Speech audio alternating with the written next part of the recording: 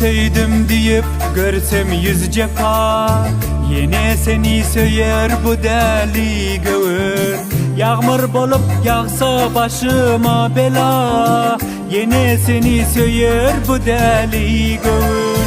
Aşka güceger asla hiç öçmez, sevgiden denmeklik fikrimden geçmez.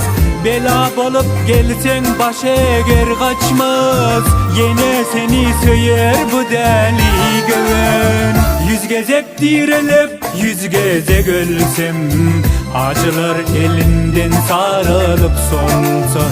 Yanıp kıyıp yanıp kıyır kül olsam, yine seni söyler bu deli göğün.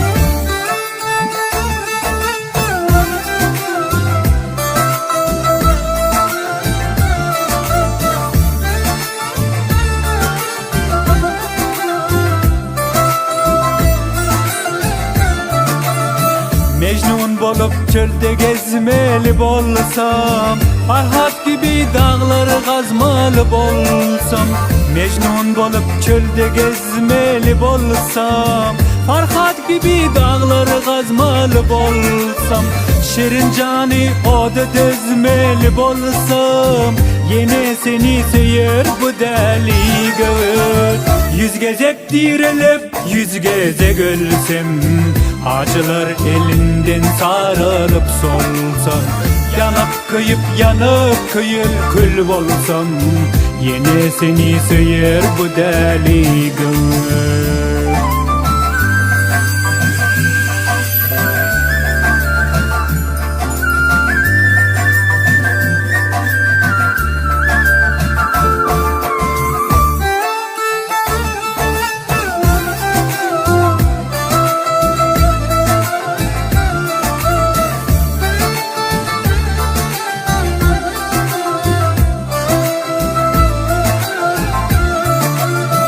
Yusuf gibi kul edip de satsalar, Tahir gibi deryalara atsalar.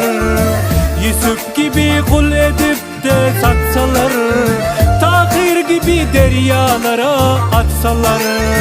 Yere çayıp men üstümden ötseler, yine seni söyler bu deli göğür. Garip bulbul söyler can bolsa tende, men bir garip aşık çaresiz bende. Merhamet bolmasa bir zerre sende, yine seni söyler bu deli göğün. Yüz gezek direlip yüz gezek ölsem, acılar elinden sarılıp solsam. Yanıp kıyıp yanıp kıyıp kül olsam, yine seni söyler bu deli göğün. Yine seni söyler bu deli göğün.